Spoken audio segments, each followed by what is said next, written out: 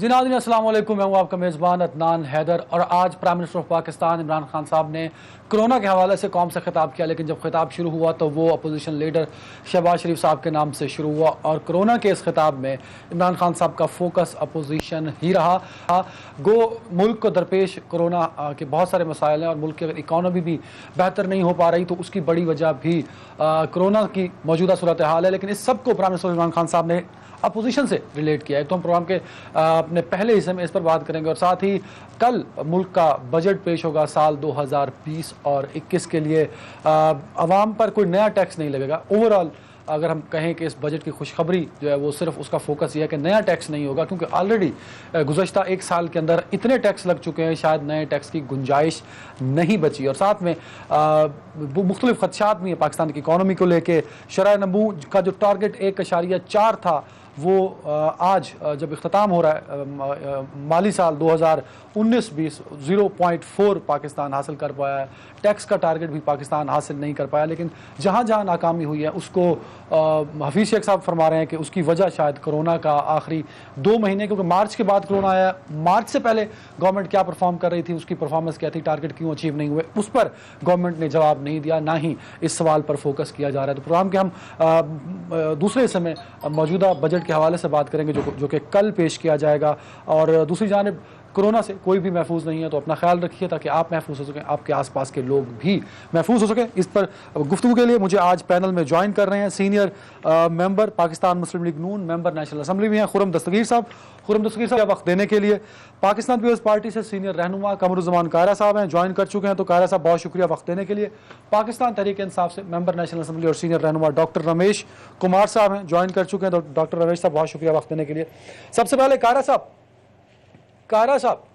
मेरा सवाल आपसे यह है कि इमरान खान साहब का जो खिताब था उसमें उनका फोकस कोरोना की बजाय अपोजिशन क्यों था? कारा साहब नहीं है शायद लाइन पे। Khurram Dastagir sahab, over to you sir. Imran Khan sahab ने शुरू ही किया शहबाज शरीफ साहब से और उसके बाद सारी अपोजिशन पे तनकीद करते रहे। ये एक दफा फिर मोहतरम वजीर आजम ने अपने जहनी खलफशार और फिक्री दिवालियापन का सबूत दिया है कि जब हर रोज पाकिस्तानियों की तादाद जो है वो तशवीश से आगे बढ़ चुकी है, इतनी ज़्यादा तादाद को कोरोना आ रहा है और अमवात की शरह जो है वो हर रोज बढ़ रही है, लेकिन उनको जो उनका अपना जाती बाती बुग़्ज़ है, अनाद है, जो इंतकाम की उनकी ख्वाहिश है, वो उनके लिए एक पिंजरा बन गई है। बल्कि कहना चाहिए कि जिस कंटेनर पर वो खड़े हुए थे 2014 में, जिस पर खड़े होकर उन्होंने बहुत बदजुबानी भी की थी और तमाम अपोजिशन के जो पार्टियां हैं उनके ऊपर तनकीद भी फरमाई थी, तो वो कंटेनर उनका पिंजरा बन गया है ज़हनी तौर पे भी और उनकी गुफ्तगू में, कि उस वक्त जबकि कौम को इकट्ठा करने की जरूरत है, कौम को हिम्मत दिलाने की जरूरत है, कौम को यह समझाने की जरूरत है कि हुकूमत जो है वो कोरोना से निमट रही है, लेकिन क्या करें। ये है कि इमरान खान साहब जो हैं उनकी पॉलिसी जो कोरोना के मामले में वो 3 अल्फाज है, मैंने कौमी असेंबली में भी कल कहा कि बेबसी, बेहिसी और बेहरकती। तो उन्होंने तो इजहार कर दिया कि जी अगर लोग मरते हैं, हमें पता है लोग मरेंगे, लेकिन अब आपको उससे निपटना है। वो ये भी कह देते हैं कि जनाब अवाम एहतियात करेंगे तो वायरस के साथ बेहतर गुजारा करें। भाई अगर हुकूमत जो है वो अपनी पॉलिसी को समझ के मुताबिक नहीं ला सकी, पाकिस्तान के अवाम की जानों का तहफ़्फ़ुज़ नहीं कर सकी, ये बात इमरान खान साहब ने कौम को समझानी थी कि ये फ्लू नहीं है, इससे जानों को खतरा है। लेकिन वो चूंकि पहले दिन से आज तक हर तकरीर में अपना बयान भी बदलते हैं, मजीद कंफ्यूजन फैलाते हैं, जिसका नतीजा ये है कि आज जो कौम है उसमें अमवात हो रही है। मैं एक बात बड़ी दुख से मुझे कहना है कि 3 हफ्ते पहले तक कम से कम मेरे जो इर्द गिर्द के लोग थे उनमें कोई ऐसी कोरोना फैलने की खबरें नहीं थी, लेकिन 3 हफ्ते में अदनान साहब ये यूं लगा है जैसे कोरोना चारों तरफ से हमारे करीब आ रहा है। हमारे दोस्त, हमारे रिश्तेदार, हमारे सियासी साथी, उन सब को जिस तेजी से इसमें ये जो है वो आई है मूवमेंट, कि अब हम में से हर कोई, मैं समझता हूं, उसके वो दर्जनों लोग हम गिनवा सकते हैं कि हमारे रिश्तेदार भी, हमारे साथी भी, हमारी दोस्त भी, हमारे सियासी पार्टियों के अरकान भी, खुरम जिनको खुरम भाई, कोरोना हो चुका है ये तो खदशा कोरोना जो से आप लड़ें। जिसका आप इजहार कर रहे हैं ना खुरम साहब, जिसका खदशा आप इजहार कर रहे हैं, जिस खदशे का कि 3 हफ्तों में केसेस बढ़े हैं या जब से लॉकडाउन में नरमी हुई है, वो तो इमरान खान साहब खुद कह चुके हैं कि उनके इल्म में था लॉकडाउन खोलूंगा तो केसेस बढ़ जाएंगे। ये तो खुद प्राइम मिनिस्टर एडमिट कर चुके हैं सर। नहीं तो देखिए ना, फिर अगर उनके इल्म में था तो फिर पाकिस्तानियों की जानें बचाना उनकी पहली तरजीह क्यों नहीं थी? ये इन्होंने पाकिस्तानी कौम को एक डबल और फेक चॉइस दी कि जी भूख से मरो या कोरोना से मरो। हुकूमत का काम दोनों हवालों से मैं इसका कौम को रिस्पॉन्स बचाना। ले लूं, ये नहीं कह सकते कि जी हम हटा लें या उधर से हटा लें। तो ये जो बात है, ये एक अंदाजा मुझे कहना पड़ेगा कि हुकूमत की तरफ से जिस तरह इन्होंने सूबा सिंध से डील किया है, जिस गैर संजीदगी का मुजाहरा किया है, ये इमरान खान साहब की कातिलाना गफलत है जिसका आज कौम शिकार है। Got the point. Doctor Ramesh साहब, पाकिस्तान तहरीक इंसाफ के से मेंबर नेशनल असेंबली। डॉक्टर साहब, इमरान खान साहब कहते हैं कि उनके इल्म में था लॉकडाउन उठाऊंगा केसेस बढ़ जाएंगे। आप भी कोरोना से मुतासिर हो चुके हैं, बहुत सारे हमारे दोस्त पॉलिटिशियंस, हमारे रिश्तेदारों में, हमारे मोहल्लों में, शहरों में पाकिस्तानी बेतहाशा लोग ऐसे हैं जिनको हम जानते हैं जो मुतासिर हो गए, लाखों में तादाद पहुंच चुकी। सर, प्राइम मिनिस्टर के इल्म में था कि केसेस बढ़ेंगे तो क्यों लॉकडाउन खोला? मजबूरी क्या थी सर? इसका मतलब प्राइम मिनिस्टर साहब एडमिट कर रहे हैं कि उन्होंने गलत किया। अदनान, पहली चीज तो ये कि ये हालात कहाँ जाने थे, कोरोना बढ़ना था, ये सबको पता था। मैं समझता हूँ कि प्राइम मिनिस्टर ने पाकिस्तान के इकोनॉमिकली पोजीशन देख के, लोगों का सब्र देख के जो फैसले किए हैं वो सही किए हैं। मैं अपनी मिसाल आपको दूं कि मैं 3 महीने काम भी करता रहा, चलता भी रहा, सोशल डिस्टेंस भी रहा मेरा, मैं परहेज भी करता रहा। 3 महीने तक मुझे किसी चीज का कोई प्रॉब्लम नहीं हुआ। मगर ये जो खुरम दस्तगीर साहब की जो बात है, अब मैं परसों एक दोस्त आए पेशावर से और उन्होंने मुझे कहा कि आप मुझसे मिलो मैरियट में। मैं मैरियट में उनके साथ मिला, इत्फाकन से वो पॉजिटिव थे। मैंने उनको कहा कि यार आपको ऐसे ही वो गले गले में आप कह रहे हो कि खराश हो रही है, ऐसे ही होता है विदाउट सिम्टम्स, और आप अपनी टेस्ट कराएं। मुझे दूसरे दिन बुखार आ गया, उनको हल्के गले में दर्द था और दूसरे दिन ऐसे हो गया। तो अब घेरा जो है वो तंग हो चुका है, इसमें कोई शक नहीं है। मगर अब इस सूरत हाल में आप लॉकडाउन जो प्राइमरीली जो होना चाहिए था वो हो गया। वो लॉकडाउन अगर और सख्त होता तो ज्यादा बेहतर था, मगर उसके बाद अगर लॉकडाउन मैं डॉक्टर देखिए डॉक्टर साहब, मैं आपकी बात, खुरम साहब की बात को भी इंडोर्स करता हूं, लेकिन आपकी बात से मुझे यहां इख्तिलाफ इसलिए है कि पाकिस्तान शायद दुनिया का वाहिद मुल्क है जहां लॉकडाउन का नतीजा नहीं निकला। आप कह रहे हैं कि लॉकडाउन जो लगना था वो लग गया, भाई उसी तरह का लॉकडाउन पूरी दुनिया में लगा लेकिन उसके रिजल्ट्स आए। पाकिस्तान में तो रिजल्ट्स नहीं आए। इमरान खान साहब लॉकडाउन खोलते हैं, दुनिया का वाहिद वजीर आजम है, तब लॉकडाउन खोलता है जब कोरोना केसेस की तादाद बढ़ रही होती है। सर, इस सवाल का जवाब तो आप लोगों को देना होगा, बजाय इसके कि ये कह देना कि क्योंकि कोरोना फैल रहा था और कोई उसको रोक नहीं सकता था। देखिए, मैं समझता हूं कि जो बार बार सिंध गवर्नमेंट को भी कह रहे हैं कि सिंध गवर्नमेंट के साथ तावन नहीं किया गया, ऐसे नहीं था। मैं उस वक्त कराची में मौजूद था। मैं आपको बताऊं कि उस वक्त ऐसी सूरत हाल थी कि बिजनेस कम्युनिटी, अवाम, अगर गवर्नमेंट और आगे लॉकडाउन का फैसला करती भी सही तो भी इम्प्लीमेंट नहीं होता। इसमें कोई शक नहीं है कि लॉकडाउन जो है वो फेवरेबल था, ये इसका इलाज था।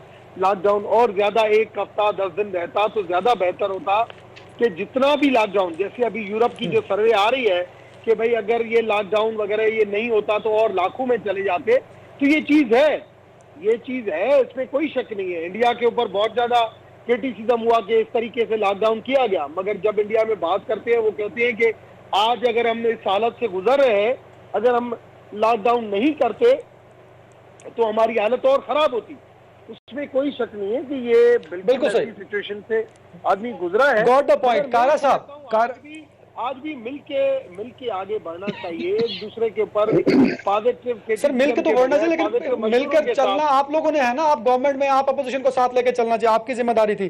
कारा साहब, मेरे सवाल से पहले सर, आज मैं काशिफ अब्बासी के शो में जरताज गुल साहिबा ने आपके हवाले से एक बात की कि आपने किसी टॉक शो में कहा है कि मैं तो मस्जिद में भी सियासत करता हूं तो मैं तो कोरोना पर भी सियासत करूंगा। ये उन्होंने कहा है, जरताज गुल साहिबा ने।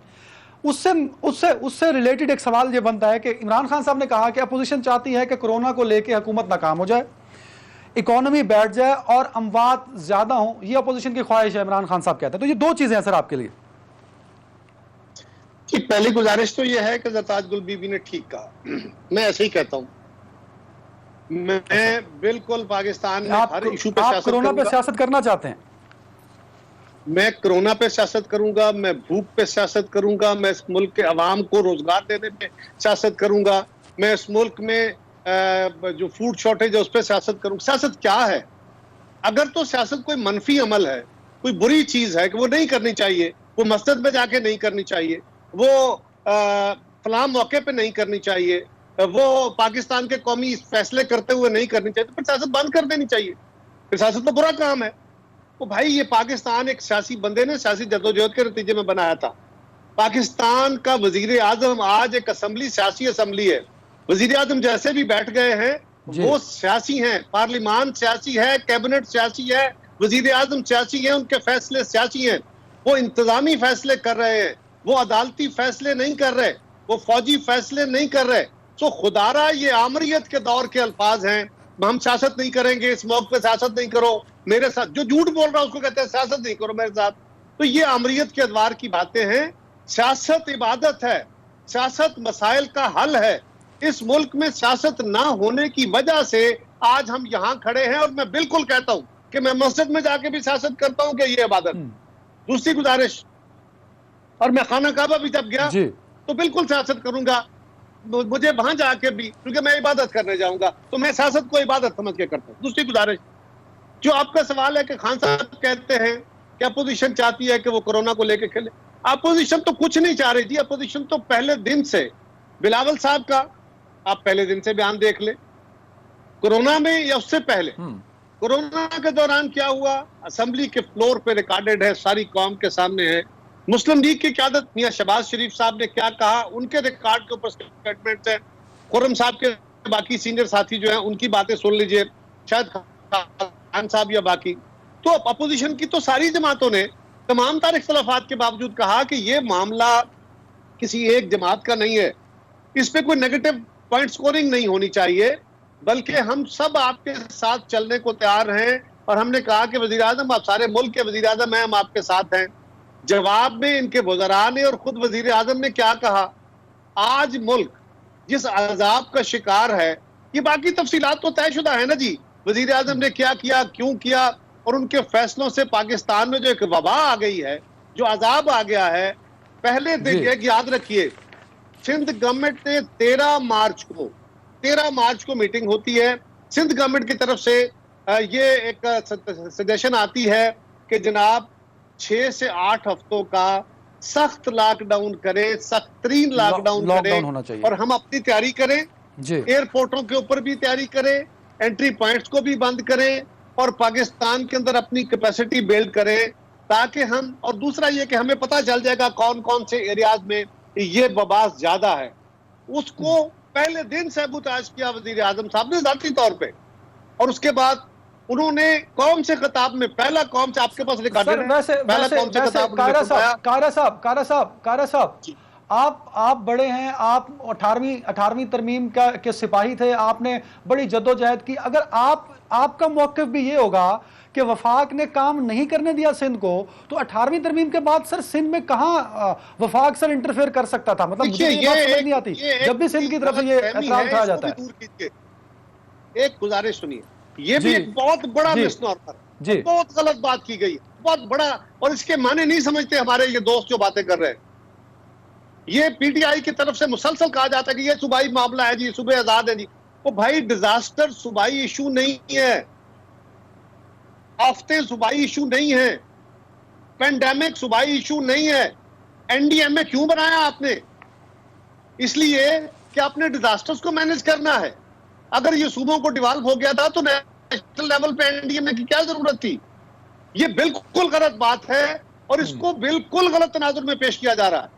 दूसरी गुजारिश यह है कि सूबों ने क्या किया, सिंध ने बावजूद प्राइम मिनिस्टर साहब के सैबोटाज करने के और वजीर आजम के मना करने के, उन्होंने कहा जी हम तो लॉकडाउन करेंगे, क्योंकि साइंटिस्ट कह रहे हैं, WHO कह रहा है, तमाम लोग जो इससे मुताल्लिका कह रहे हैं, लिहाजा सिंध ने फैसला कर लिया। पंजाब ने, खैबर पख्तूनख्वा ने, बलोचिस्तान ने, कश्मीर ने, गिलगित बल्तिस्तान ने इसको फॉलो किया। आज ये याद रखिए, अगर 1 महीना या 20 दिन पहले तक पाकिस्तान में लॉकडाउन थोड़ा हुआ, कमजोर हुआ, लेकिन वो जो अगर पाकिस्तान में इसका फैलाव या अमवात कम हुई या नंबर कम रहा तो उसकी बुनियादी वजह वही लॉकडाउन था जो कमजोर हुआ। लेकिन उसकी हालत क्या थी? जब आप मुल्क का वजीर आजम कह रहा है, जब उस सूबे का गवर्नर कह रहा है, जब फेडरल मिनिस्टर्स कह रहे हैं, जहां वहां की जमात जो पीटीआई है वो कह रही है कि जनाब छोड़ें जी, ये क्या लॉकडाउन है, ये तो फ्लू है, ये बिल्कुल नहीं बंद करना चाहिए, और हम तो बिल्कुल जी लॉकडाउन नहीं करेंगे, बिल्कुल ठीक है सर, बिल्कुल ठीक है। करेंगे। लेकिन आखिरी अदनान एक छोटी सी गुजारिश, गवर्नमेंट की इस रिस्पॉन्सिबिलिटी पे मैं डॉक्टर साहब रिस्पॉन्स करेंगे। मेरा सवाल खुरम साहब की तरफ है सर। कारा साहब गॉट द पॉइंट सर। मेरा सवाल खुरम भाई, आपके खुरम साहब वजीर आजम से ये है, हुकूमत से ये है, मेरा सवाल आखिरी बात है जी कि ये जो 1240 अरब रुपए का पैकेज उन्होंने फ्रॉड कॉम के साथ ऐलान किया, वो कहां है, उसकी तफसीलात क्या है? मैं उसकी बहुत दफा तफसीलात बयान कर चुका हूं, प्रेस कॉन्फ्रेंसेस कर चुका हूं कि सिवाय बेनजीर इनकम सपोर्ट प्रोग्राम के वो जो उसका बजटेड अमाउंट था उससे ऊपर शायद 20, 25, 30 अरब रुपया खर्च हुआ, या एनडीएमए के जरिए थोड़े बहुत पैसे खर्च हुए, बाकी कोई पैसा खर्च नहीं हुआ। ये कौम को बताएं तो सही। बिल्कुल ठीक है, गॉट द पॉइंट सर। इस पे बात करते हैं सर, इस पे बात कर लेता हूं मैं कर लेता हूं। खुरम साहब, शहबाज शरीफ साहब का टेस्ट कोरोना पॉजिटिव आया सर, अल्लाह उनको सेहत दे, क्योंकि वो पेशेंट भी हैं, बड़े सीरियस, उनकी मेडिकेशन भी चल रही है सर। खुरम साहब, सलमान शहबाज का एक ट्वीट है जिसमें वो कह रहे हैं कि शहबाज शरीफ साहब का जो कोरोना टेस्ट पॉजिटिव आया है, अगर खुदा ना खास्ता शहबाज शरीफ साहब के साथ कुछ होता है, खुदा ना खास्ता, तो वो एफआईआर रजिस्टर कराएंगे जावेद इकबाल साहब चेयरमैन नैब और इमरान खान साहब और शहजाद अकबर। मतलब ये ट्वीट सर मतलब समझ से बाहर है कि सिर्फ शहबाज शरीफ साहब को कोरोना जो है वो क्या नैब में जाने की वजह से हुआ था?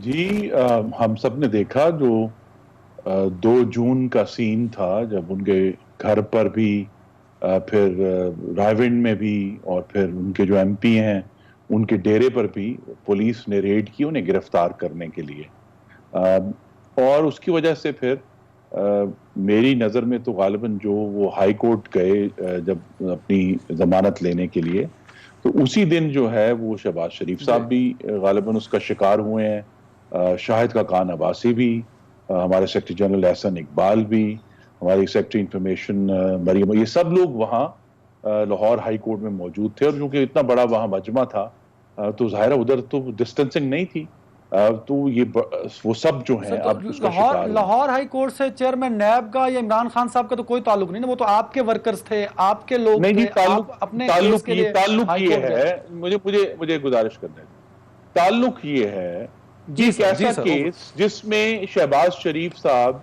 2018-19 में 133 दिन नैब की हिरासत सह चुके हैं, उसमें रह चुके हैं, उस वक्त जो है और अब तक कोई ऐसी एविडेंस नैब नहीं पैदा कर पाया।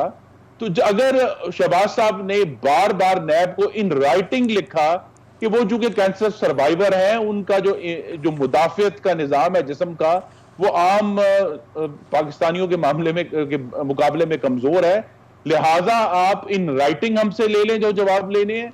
उन्होंने जिस तरह मैं आपसे स्काइप पे बात कर रहा हूं, उन्होंने ये भी ऑफर की कि स्काइप पे, लेकिन ये नैब का इसरार कि वो खुद पेश हों और खुद नहीं पेश होंगे तो हम उनको गिरफ्तार करेंगे, वो उसका नतीजा शहबाज शरीफ के कोरोना की सूरत में निकला है। और इसीलिए जो है उनके बेटे ने, वो जाहिर है बेटे की एक अपनी जो उनकी अपनी फादर के साथ जो एफिलिएशन होती है उसका भी इजहार है। लेकिन आप ये देखें ना कि अगर नैब जो है इस मामले में कुछ बालिग नजरी के सबूत देते, शहबाज साहब से स्काइप जो है उसको रिकॉर्डेड इंटरव्यू करके उनसे जो भी इन्वेस्टिगेशन करनी थी कर लेते, लेकिन उनको ये फोर्स किया गया कि वो फिर कोर्ट में भी जाएं, वो फिर नैब में भी जाएं, जिसका नतीजा ये निकला है कि एक कैंसर सर्वाइवर जो है उसको अब कोरोना से निपटना पड़ रहा है। ये जो गवर्नमेंट का रवैया है कि भाई आपके पास जब आपकी परफॉर्मेंस नहीं है, आज जो इकोनॉमिक सर्वे रिलीज हुआ है, शरह नमू -0.4 रही है, जो कि कोरोना आने से पहले ही पाकिस्तान की मईशत की तबाही हो चुकी थी। अब प्लानिंग कमीशन हुकूमत का अपना सरकारी तौर पर कह रहा है कि अगले साल में 30 लाख पाकिस्तानी मजीद बेरोजगार होंगे।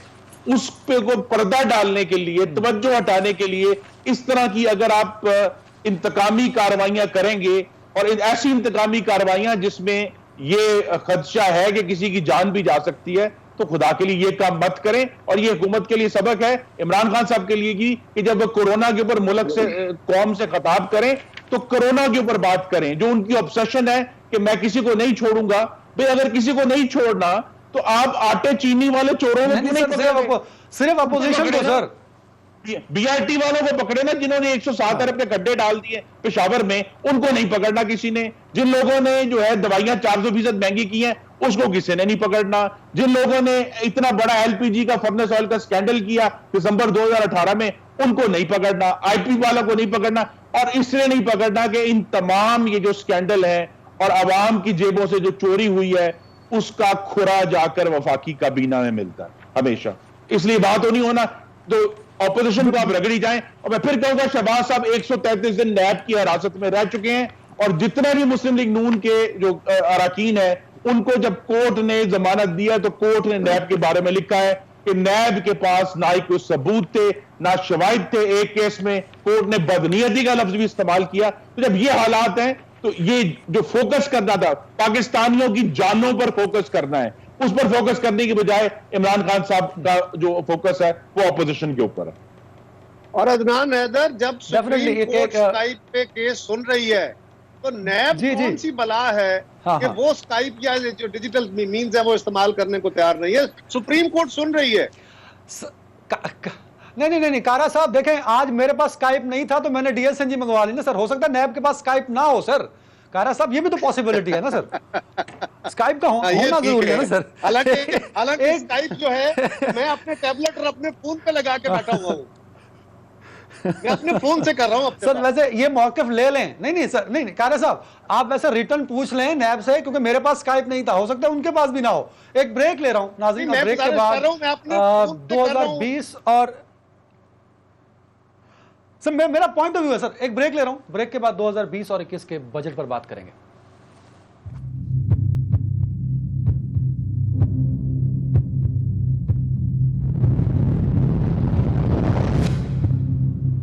जी नाज़रीन, वेलकम बैक। मेरी ख्वाहिश तो थी कि मैं अगला सवाल पहला जो है अगले इस हाफ का वो बजट के हवाले से पूछूं, लेकिन डॉक्टर रमेश साहब की ख्वाहिश है कि वो जवाब देना चाहेंगे, रिस्पॉन्स करना चाहेंगे खुर्रम दस्तगीर साहब और कायरा साहब के पॉइंट ऑफ व्यू पर। डॉक्टर साहब, ओवर टू यू सर। देखिए, दोनों मेरे भाइयों की तरह हैं। कमर जमान कायरा साहब तो ऐसे समझ लो कि उस्ताद है मेरे, स्पेशली टॉक शो के हवाले से मैं उससे बहुत सीखता हूँ। बात यह है कि इस वक्त जो कमर जमान कायरा साहब की पॉइंट थी कि रिलीफ के हवाले से कि भाई 1200 अरब कहाँ खर्चा हुआ, मैं इतना जानता हूँ 2002 से 18 साल से मैं भी इसी पॉलिटिकल लाइफ में पार्लियामेंट का हिस्सा रहा हूँ कि कम से कम जहां भी गए हैं किसी किस्म की कोई हेराफेरी, कोई करप्शन नहीं हुई है। जो भी काम हुआ है ट्रांसपेरेंट हुआ है। वैसे माजी में अगर चले जाए तो रिलीफ के कामों में भी जो है वो ट्रांसपेरेंसी नहीं रहती थी। चाहे ऐसा जिसको खर्च कहाँ हुआ है, मैं आ रहा हूँ उस चीज के ऊपर, चाहे एहसास प्रोग्राम में हुआ, चाहे लोगों की टैक्स के हवाले से रिफंड लायबिलिटीज थी, चाहे लोगों को तनख्वाह के हवाले से स्टेट बैंक का रिलीफ था। जहां जहां पे जो भी हुआ है वो कम से कम ट्रांसपेरेंट हुआ है। नहीं, इस वजह से नहीं, मैं आता हूँ ना उस चीज के ऊपर। दूसरा, क्योंकि उनको और टॉपिक पे जाना है, मैं शॉर्ट में ही जवाब दूंगा क्योंकि आप हमारे बड़े हैं, मैं आपसे ज्यादा नहीं, मैं टाइम दे देता हूँ। मैं डॉक्टर साहब टाइम दे देता हूँ, आप बता दें आप अगर पास कुछ स्टैट हैं तो बता दें आप। जो रिलीफ था, जो लोगों को इस वक्त जो वापस जो उनके रिफंड रहते थे वो उनको फौरन 100 अरब रुपए वापस मिले। आप समझे कि 112 अरब उसमें एहसास प्रोग्राम में चले गए। उसके अलावा भी जहां जहां पे जरूरत पड़ी, जहां जहां पे प्राइम मिनिस्टर ने स्टेट बैंक की पॉलिसी के तहत अनाउंस किया, तनख्वाह के हवाले से अनाउंस किया, सब्सिडी के हवाले से अनाउंस किया, उन सब जगह पे उनको अकोमोडेट किया। मगर ये तो नहीं कि हर जगह पे कोई पैसे बांटे गए। इतनी तो पाकिस्तान की इकोनॉमी है नहीं मजबूत के इस तरीके से बांटे जाए। तो आप 1200 अरब को उस प्रेस कॉन्फ्रेंस को 1200 अरब पकड़े, मगर वो 1200 अरब नहीं थे, मगर जितने भी थे ट्रांसपेरेंट तरीके से गए। दूसरी चीज बात की हमारे खुर्रम दस्तगीर साहब ने, देखिए मैं इन चीजों से मुतफिक हूँ कि हर इदारे को कोविड के हवाले से आपको एहतराम करना चाहिए, आपको सोशल डिस्टेंस का ख्याल करना चाहिए, उस हवाले से आपको एहतियाती तदाबीर लेनी चाहिए। मगर साथ में जो भी बंदा जाता है उसको भी उन चीजों का ख्याल रखना चाहिए। ये भी रेसिप्रोकल है। शहबाज शरीफ साहब को भी इस तरीके से हुजूम में नहीं जाना चाहिए था, और नैब को भी शहबाज शरीफ की तबीयत को देखते हुए इन चीजों का जरूर ख्याल करना चाहिए था कि आया इतने सीनियर और कैंसर के पेशेंट्स को हम इस तरीके से बुलाएं या नहीं बुलाएं। मैं समझता हूं वैसे doctor sahab, you are also doctor sir, क्या नैब को शहबाज शरीफ साहब को आम शख्सियत तो नहीं, डेफिनेटली इस मुल्क को सर्व किया बतौर पॉलिटिशियन उन्होंने, और वो सिटिंग अपोजिशन लीडर हैं। अगर वो एक फैसिलिटी अवेल करना चाहते हैं कि स्काइप पे अपना बयान रिकॉर्ड करा दें, तो इसमें कबाहत है क्या? आपको लगता नहीं कि नैब बिला वजह इस मुल्क में पॉलिटिकल टेंशन क्रिएट कर रहा है, एक जिद और अना बना के वो एक सहूलत है और वो शहबाज शरीफ साहब को सहूलत नहीं दे रही? स्काइप के ऊपर इस वजह से नहीं हो सकती कि जहां पे स्काइप के ऊपर अगर आदमी क्वेश्चन आंसर करता है तो वो रिकॉर्ड हो जाती है चीजें, और इस वजह से कभी भी कोई इंक्वायरी, कोई इन्वेस्टिगेशन स्काइप पे नहीं हो सकती। तो इस वजह से उनको जाना भी चाहिए था। तो उसके लिए नैब के हाथ सारी आगे भी इंक्वायरी रिकॉर्ड होती है। नहीं, मगर आप जो जिस बंदे से पूछ रहे हैं वो भी अपने तौर पे रिकॉर्ड कर सकता है। तो इस वजह से करना ये चाहिए कि एक गिलास होना चाहिए बीच में, ट्रांसपेरेंट तरीके से एक गिलास बीच में होना चाहिए, आमने सामने होनी चाहिए कि कम से कम, क्योंकि अभी आ रहा था कि नैब के अंदर भी 120 अफराद को जो है वो कोविड हो गया है। और एक तो देखो, आज तो मैं तो इस नतीजे के ऊपर पहुंचा हूं, वही होता है जो मंजूर खुदा होता है, मगर फिर भी आदमी को जो है वो बिल्कुल परहेज, मैंने 3 महीने इतना परहेज किया, मगर एक मेरी गलती ने मुझे कोविड पॉजिटिव कर दिया। एक मेरी गलती, दोस्त से मिलने चला गया और उसको पॉजिटिव था, मुझे पॉजिटिव हो गया, उसने बताया नहीं कि भाई मुझे पॉजिटिव था। तो ये, और उसको पता भी नहीं था। बिल्कुल सही कारा साहब, आपका टर्न था, लेकिन अगर मुझे 1 मिनट देते हैं, मैं खुरम साहब से इस पर रिस्पांस ले लूं, सिर्फ 1 मिनट कारा साहब, बड़ी माजरत के साथ। खुरम साहब, आपको उसका जवाब मिल गया कि शहबाज शरीफ साहब का बयान रिकॉर्ड नहीं हो सकता स्काइप पे? जी, नैब ने जब 9 जून को शहबाज साहब तशरीफ ले गए हैं तो रिकॉर्ड किया और उस पर बाकायदा बहस हुई है। शहबाज साहब ने उस पर एतराज किया कि ये जो आप रिकॉर्डिंग कर रहे हैं ये दुरुस्त तरीका नहीं है, जो मुरव्वज तरीके हैं इन्वेस्टिगेशन के उसके जरिए इस्तेमाल करें। और इसी रिस्क की वजह से ये इश्यूज जो हैं मौजूद हैं कि रिकॉर्डिंग, नॉट रिकॉर्डिंग। लेकिन जहां जानों का सवाल है, जहां लोगों की जान की तहफ़्फ़ुज़ करना है, आखिर किसी मारने के लिए तो नहीं इन्वेस्टिगेशन हो रही ना कि जी इनको कोविड हो जाए और इस तरह हो जाए। और ये बात डॉक्टर साहब का मैं शुक्रगुजार हूं, उन्होंने आपके नाजरीन को बताया कि नैब लाहौर खास तौर पे वो उस वहां तो कोरोना बहुत ज्यादा फैला हुआ है। ये बात शहबाज शरीफ साहब की इन्वेस्टिगेशन से पहले की थी कि पहले खबर आई कि जी 6 हैं, फिर 12 है, फिर मजीद बढ़ गया है।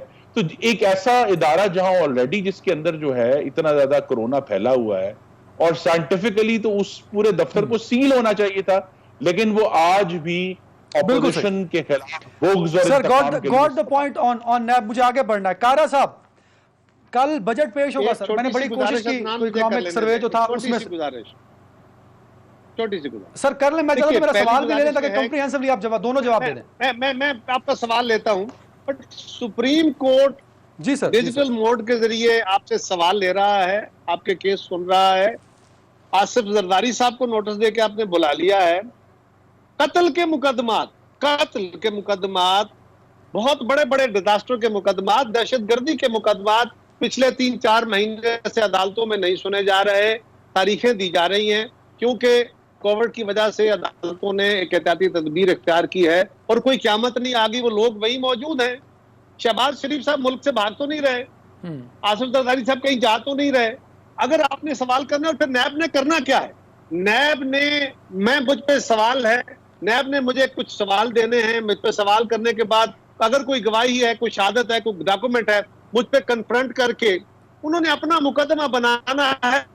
फैसला अदालत ने करना है। अपनी कस्टडी में रख के क्या नैब तशद्दुद करके मुझसे मनवाएगा? लेकिन क्या बिल्कुल सही कह रहे हैं आप सर, शायद डॉक्टर साहब कंफ्यूज कर रहे हैं। लीगली भी कोई ऑब्जेक्शन नहीं है इस पे, आप सही कह रहे हैं। मैं भी आपकी बात को एंडोर्स कर रहा हूं। हो सकता है डॉक्टर साहब ऐड कर दूं कि आज कुछ उसमें कंफ्यूज कर रहे हैं को बगैर रेफरेंस, बगैर सबूत, बगैर शवाहिद, बगैर अदालती कार्रवाई पूरा 1 साल हो गया है नैब के हुकूमत खाने में।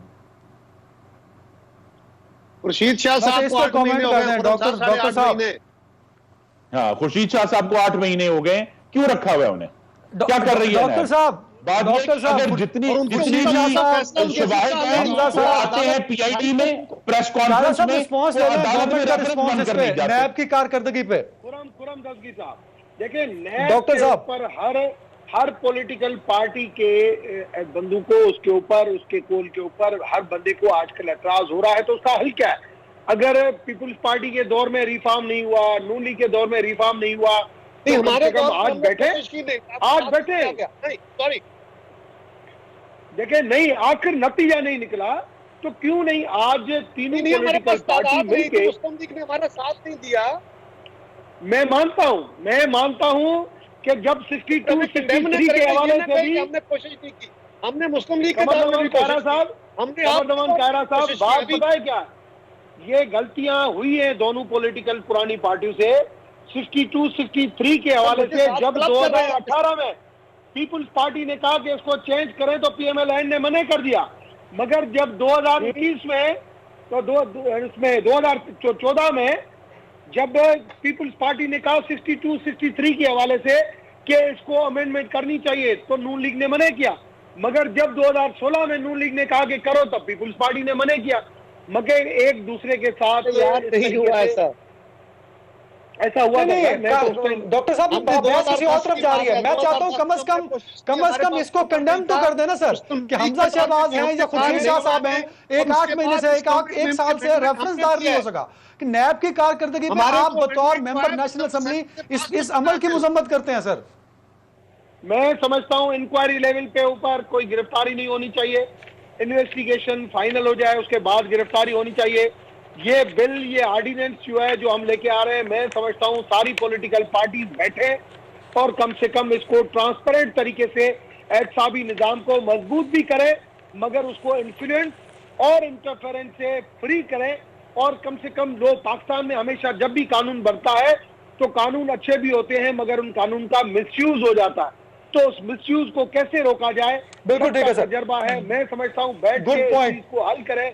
नहीं कारा तो साहब, आपका आज सवाल जल्दी से रिस्पॉन्स चाहिए सर मुझे बजट पे। कारा साहब, इकोनॉमिक सर्वे कहता है कि इस मुल्क में मतलब मुझे तो यही मिला है उस पूरे 500 सफ़ों में कि 1 लाख गधों की तादाद में इजाफा हुआ सर।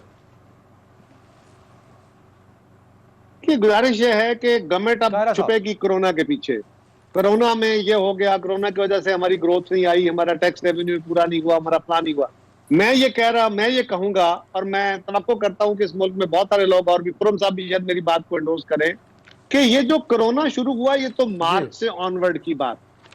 मार्च से पहले यानी 9 या 9.5 महीने की इस हुकूमत की जो कारकर्दगी है, 9.5 महीने, 9.25 महीने की जो कारकर्दगी है, वो जरा देख लीजिए। ग्रोथ क्या है, लार्ज स्केल मैन्युफैक्चरिंग में क्या है, ज़राअत में क्या है, और फिर पाकिस्तान में टैक्स रेवेन्यू की हालत क्या है, कर्जे कितने बढ़ाए गए हैं और कितने अदा हुए हैं। वज़ीर आज़म साहब फरमाते हैं हमने 5,000 अरब के कर्जे अदा कर दिए हैं, और फिर आपने कोई 14-15 हजार अरब के कर्जे और चढ़ा दिए हैं। अगर आपने कर्जे अदा करने के लिए कर्जे लिए तो वो तो 5,000 अरब ही लेते हैं ना फिर आप। लेकिन सवाल यह है कि गवर्नमेंट ने अपना कौन सा हदफ पूरा किया? रोजगार दे पाए? Answer is no.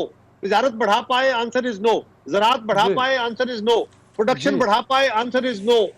तो क्या किया है सिवाय इसके? और नैब में, और आप पे एहतसाब नहीं कर सके। आपने 200 अरब डॉलर बाहर से लाना था, ला सके? आप पाकिस्तान से जो फ्लाइट ऑफ कैपिटल के नारे लगाते थे, क्या लगा सके? क्या टैक्स रेवेन्यू कहते थे कि जी लाइन में लग के लोग टैक्स देंगे?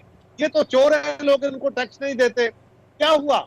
हमने अपने 5 साल में 2008 से 2013 में पाकिस्तान के रेवेन्यू में 1100 से 2100 अरब तक लेके गए। मुस्लिम लीग 2120 अरब से 3850 अरब पे लेके गई। आपने क्या किया भाई साहब? आप इस साल में जो पाकिस्तान का मुस्लिम लीग के दौर का टारगेट था वो पूरा नहीं कर पा रहे, और आप कह रहे हैं कि आपने बड़े कमाल कर दिए। तो ये कोरोना का कोई रोल नहीं है। पहले की बातें करें। खुर्रम साहब, sir got the point. Khurram साहब, मैं चाहूंगा कि आपका मौके बेस पे आ जाए। जो बार बार बात की जा रही है मतलब पिछले 1 महीने से चल रही है, क्योंकि बजट की तैयारी हो रही थी कि टारगेट इसलिए पूरे नहीं हुए कि कोरोना आ गया, अवाम को रिलीफ इसलिए नहीं मिल पा रहा कि कोरोना की वजह से इकोनॉमी मुतासिर हो गई। क्या ये जस्टिफिकेशन, अवाम इस जस्टिफिकेशन को हजम कर पाएगी, कबूल एक्सेप्ट कर पाएगी सर? जी, अवाम कैसे कबूल कर पाएगी, क्योंकि इकोनॉमिक सर्वे तो नालायकी, माफिया नवाजी और जी जो कातिल महंगाई का मजमुआ है, जो 3 चीजें हमारे सामने आई हैं। नालायकी कोरोना के मामले में आप देख लें, या आप देख लें कि किस तरह बैक वक्त जो है वो 6 क्राइसिस हुकूमत की वजह से खड़े हुए हैं। टेडी दल पर वक्त पर काम नहीं किया, वो उठ गया है। इसी तरह पेट्रोल की सप्लाई का वक्त पर काम नहीं किया, वो उठ गया है। तो एक तो नालायकी की कहानी है जिसका कोरोना से कोई ताल्लुक नहीं है, और कोरोना इसको ना ही इसका इलाज कर सकता है, इस इमरान खान साहब की नालायकी। खुर्रम साहब, आपको याद होगा दूसरा जरदारी साहब ने पिछले बजट में टिड्डी दल के ऊपर वार्न किया था। यस, दूसरा जो है वो है माफिया नवाजी, कि इस मुल्क की पॉलिसीज जो हैं वो माफिया के हाथ में है। अब हम कभी पेट्रोल माफिया एक्टिव हो जाता है। पिछला साल तो चीनी माफिया और आटा माफिया का साल था ना। उन्होंने हुकूमती पॉलिसियों को मैनिपुलेट करके पाकिस्तान के अवाम की जेबों से कई सैकड़ों अरब रुपया जो है उसका डाका डाला है। तो दूसरी तो ये कहानी है, उसका भी कोरोना से कोई ताल्लुक नहीं है। और तीसरा जो इन्फ्लेशन है, जो इन्होंने मुस्तकिल 13.25 पे इंटरेस्ट रेट को रखकर और मिसमैनेज करके पाकिस्तान की तारीफ की सबसे बदतरीन, नहीं, फूड इन्फ्लेशन, जितना पाकिस्तान में इस दफा रोटी और खाना महंगा हुआ है इमरान खान साहब के दौर में, ये कहानी है, और उसका भी कोरोना से कोई ताल्लुक नहीं है। तो कोरोना के आखिरी जो 4 माह है उसकी बुनियाद पर पर्दा मत डाले अपनी नालायकी पर, माफिया नवाजी पर और कातिल महंगाई पर। सर खुर्रम साहब, एक कमेंट जल्दी से अगर कर दें, बड़ी अच्छी गुड न्यूज है, अच्छी खबर है, मतलब गवर्नमेंट की तरफ से। वो कह रहे हैं जी कल का जो बजट है उसमें कोई टैक्स अवाम पर नहीं होगा। क्या ये अच्छी खबर नहीं है सर?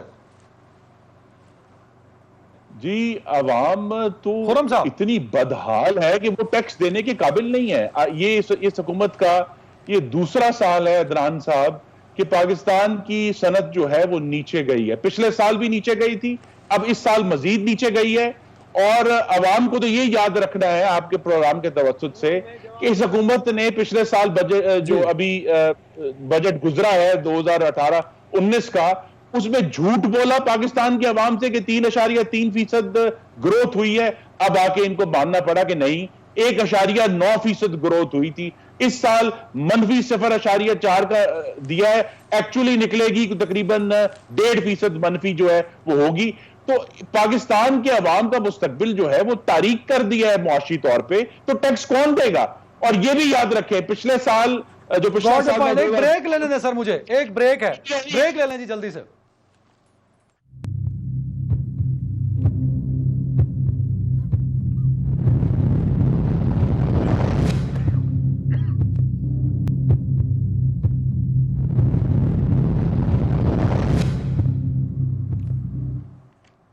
जी welcome back. Doctor Ramesh Kumar साहब, कल आप बजट पेश करने जा रहे हैं, बड़ी मेहनत से एक लफ्ज मिला है खुशी का कि नया टैक्स नहीं होगा सर। इसके अलावा कोई एक चीज नहीं है जिसमें आवाम को रिलीफ मिल रहा हो, जिसमें सरकारी मुलाजमीन को रिलीफ मिल रहा हो, जिसमें मजदूर को रिलीफ मिल रहा हो, जिसमें बिजनेसमैन को रिलीफ मिल रहा हो। कल का बजट वो क्या बजट है सर, क्या देगा इस आवाम को सर? समझता हूं कि इंटरनेशनली जो हमारी इकोनॉमी की जो सूरत-हाल थी, जो हमारे ऊपर लोन की पोजीशन थी, उसको जिस तरीके से इस हुकूमत ने हैंडल किया है, लायबिलिटीज को जिस तरीके से कवर किया है, मैं समझता हूं कि आइसोलेशन से बचा लिया है। ये कहना कि रिकवरी का माहौल कम था, ये नहीं मानता था, मगर इस साल भी, क्योंकि मैं खुद फाइनेंस का हिस्सा हूं कमेटी का, 4700 तक अगर ये कोविड यहाँ पे नहीं फैलता तो 4700 तक हम चले जाते, और 4000 अब हमारा जो टारगेट है वो 3908 अरब है। मैं समझता हूँ इसके नजदीक जो है वो हम पहुंच जाएंगे। अब कहना कि कोविड की सूरत-हाल की वजह से जो है आपने 3850 लास्ट ईयर का नून लीग का था और ये नहीं, बेहतरी आई है, इसमें कोई शक नहीं है, मगर जो एक्सपेक्टेशन थी वो एक्सपेक्टेशन सर कहाँ आई है? कोई एक नंबर बता दें ना डॉक्टर साहब, कोई एक नंबर बता दें। देखिए आप एक मेरे हिसाब से इंपोर्ट को जो हमने जो करंट अकाउंट डेफिसिट को कम करने के लिए हमने जो इंपोर्ट को कम किया तो उसकी वजह से हमारे 400 अरब रुपए का जो रेवेन्यू था, एक तो उससे वो कम हो गया, एक तरफ हमारा डॉलर के ऊपर प्रेशर कम हो गया, एक्सपोर्ट बढ़ा दी सर, उधर हमारा वो हो गया। तो हर चीज का इकोनॉमिक्स के अंदर बहुत सारी चीजें प्लस माइनस होती हैं, कुछ चीजें सही थी, कुछ चीजें सही नहीं थी, मगर आप ओवरऑल अगर सिचुएशन इकोनॉमी की देखें तो मैं समझता हूं कि हम राइट ट्रैक के ऊपर थे। अब ये कोविड की वजह से ये 4700 तक जो हमें जाना था, 5500 तो होना ही नहीं था, 4700 तक हमें जो जाना था वो हम कोविड की वजह से नहीं जा सके। अब नेक्स्ट ईयर की बात, नेक्स्ट ईयर का जो हम टारगेट जो सेट करें वो तकरीबन 5100 अरब तक होगा, और वो नेक्स्ट ईयर का जो टारगेट है, मैं समझता हूं अगर कोविड ये 3-4 महीने जो अभी हालात आगे देखने में आ रहे, अगर ये हालात रहे तो मैं समझता हूं उसके ऊपर भी हमारे ऊपर असरात उसके पड़ेंगे। मगर हम कोई नया IMF के साथ कोई पहली मर्तबा डील नहीं हुई है। सर आपकी बात मान लेता हूं मैं, कंडीशन लेकिन भाई अगर मैं आपकी परफॉर्मेंस फरवरी तक देखता हूं ना सर, तो उस हिसाब से भी अगर कोरोना ना आता तो जो ग्राफ फरवरी तक चल रहा है, आप किसी भी टारगेट पे फिर भी पूरे नहीं उतर रहे थे सर। डॉक्टर साहब फरवरी से अगर आप लें तो मैं वही आपको कह रहा हूं कि फरवरी में हमने 4700 का बताया था कि ये टारगेट होगा, फरवरी से अगर आप, क्योंकि बाद में जब कोविड आ गया इसकी वजह से हालात जो है वो चेंज हो गए, नहीं तो ये सूरत हाल नहीं जाती। आपको पता है जून में कितनी कलेक्शन होती है आपकी, मार्च अप्रैल हर महीने में जो होती है मार्च के बाद वो 300-400 अरब। ये पॉइंट था सर जिसपे मैं सवाल फ्रेम कर सकता हूं। कारा साहब जवाब मिल गया सर। वो कह रहे हैं कि जो रिकवरी जून में होती है या अप्रैल में होती है, मई में होती है, वो पूरे साल में नहीं होती। तो जो एक्टिव मंथ थे 3, उनमें कोरोना आ गया, लिहाजा कोई भी टारगेट पूरा नहीं हुआ। अदनान, पहला तो यह है कि जब पिछले साल का बजट आया तो 5555 अरब टारगेट था ओरिजिनल गवर्नमेंट का, 5555 अरब का जी। रिवीजन होते होते ऐसे ही है, वो 4700 रखा गया, लेकिन 4700 को भी रिवीजन पे लेके गए और बाकायदा IMF से बातें हुई और तकरीबन 900 अरब रुपए का शॉर्टफॉल था जो बजटेड था। रिवाइज की बात नहीं मैं कर रहा। अब जब रिवाइज हुआ तो आप 4500 भी टच नहीं कर रहे थे, क्योंकि आपका रेवेन्यू बिकॉज आपकी इंपोर्ट्स करी, उसकी वजूहात और हैं। उसकी वजूहात ये नहीं है कि आपने को लगी थी आइटम्स बंद कर दिए। पाकिस्तान में इंपोर्ट्स इसलिए गिरी थी कि पहले साल के जो लास्ट ईयर मुस्लिम लीग का था उसमें बड़े बड़े प्रोजेक्ट्स की जब मशीनरी आई थी वो उसी साल तक आनी थी, उसके बाद फिर नहीं आनी थी, वो हर साल के अंदर नहीं आती। इसी तरह जो प्रोजेक्ट फर्ज करें मोटरवे की मशीन थी उसके जो टैक्सेशन थी वो उसी साल में होनी थी, बाद में नहीं होनी थी। उसके बहुत सारी रीजंस हैं। सो आपने अगर करंट अकाउंट डेफिसिट कम किया तो आपने एक्सपोर्ट बढ़ा के नहीं किया, इंपोर्ट कम करके किया, और इंपोर्ट आपने लग्जरी आइटम की कम नहीं की, आपने इंडस्ट्रियल इनपुट कम की, इसलिए कि आपका जो इंडस्ट्रियल रॉ मटेरियल था वो कम आया। तो ये अगर आप कहें तो आपकी जो नेगेटिव हुआ उसका इंपैक्ट नेगेटिव आया ओवरऑल। सर तो इंपोर्ट कम करने पे जीरो क्रेडिट है गवर्नमेंट का। रेवेन्यू टारगेट और अपने प्रोडक्शन टारगेट दो ही होते हैं ना जी, या गवर्नमेंट टैक्स पूरा कर ले या गवर्नमेंट और या गवर्नमेंट प्रोडक्शन बेहतर कर ले। ना आप ज़राअत की प्रोडक्शन बेहतर कर पाए, ना इंडस्ट्री की, ना ट्रेड बेहतर कर पाए, ना आप रोजगार दे पाए, ना लोगों को स्किल दे पाए, ना बाहर रोजगार दे पाए। अब तीसरा चौथा काम आपके पास क्या था कि आप कर्जे बेहतर मैनेज करते। हजूरे वाला आपने 14-15 हजार अरब का कर्जा लिया है और आपने टोटल 5000 अरब का गवर्नमेंट के कहने के मुताबिक वापस किया है। अगर 5000 अरब वापस करके 15000 अरब की लायबिलिटी क्रिएट की है और महंगे कर्जे लेके वापस मेरे पास टाइम कम हो रहा है, एक फौरन मैं खुरम साहब की जानिब जा रहा हूं। खुरम भाई एक कमेंट कर दें कल के बजट पे, टाइम कम है मेरे पास, 1 मिनट है सिर्फ। खुरम साहब, इस हुकूमत का रिकॉर्ड ये है कि डेट विदाउट डेवलपमेंट, 13,000 अरब के कर्जे लिए, एक नई ईंट पाकिस्तान में नहीं लगी। और दूसरा है मनी विदाउट इन्वेस्टमेंट। ये अभी स्कैंडल आएगा बहुत बड़ा अदनान साहब, ये हॉट मनी वाला, जिसके जरिए जो है वो 3.7 बिलियन डॉलर पाकिस्तान में आया और फिर 3.6 बिलियन डॉलर वापस चला गया और लोगों ने उसमें से अरबों रुपए जो डॉलरों में कन्वर्ट हुए वो कमाए और फिर पाकिस्तान की आवाम जो है वो उसी तरह खाली हाथ देख रहे हैं कि ये पाकिस्तान के साथ क्या लूटमार हुई है। गवर्नमेंट तो इन्वॉल्व नहीं थी उसमें, आप कह रहे हैं गवर्नमेंट और काबीना के लोग या गवर्नमेंट के लोग इन्वॉल्व थे उसमें, आप ये कह रहे हैं? उसमें क्या आप और मैं इन्वॉल्व थे अदनान जी? ये जब इंशाल्लाह हो सकता है जब बजट की बात करेंगे हो सकता है हम ये डिमांड करेंगे कि ये जो हॉट मनी की लिस्ट है वो पब्लिक की जाए ताकि पता चले कि वो कौन लोग थे जिनके जरिए ये इन्वेस्टमेंट चंद महीने के लिए करवाई गई, मिलियंस ऑफ डॉलर्स पाकिस्तान के निकाले गए और फिर अब वो रुपया जो है वो हवा में तहलील हो गया है। तो यहां ये इस माफिया नवाज और नालायक हुकूमत से कोई उम्मीद नहीं है, क्योंकि ये बिल्कुल नाकाम हुए। 13,000 अरब पाकिस्तान के ऊपर कर्जा चढ़ाकर एक पाकिस्तान में कोई डेवलपमेंट प्रोजेक्ट करने में ये नाकाम है। और इसीलिए आने वाला जो साल है, मुझे ये एक बहुत दुख से कहना पड़ेगा आपके नाजरीन के लिए कि जब तक ये नालायक हुकूमत है पाकिस्तान के अंदर जो मुआशी एक्टिविटी है वो इंप्रूव नहीं हो सकती। टैक्स कलेक्शन पिछले के साल के मुकाबले में अब आप देख लें कि ये खुद कह रहे हैं। बहुत कि शुक्रिया 2 साल खुर्रम बाद दस्तगीर भी साहब, कमरुज़्ज़मान कारा साहब, डॉक्टर कुमार साहब। नाज़रीन अपना ख्याल रखिएगा। अल्लाह हाफिज।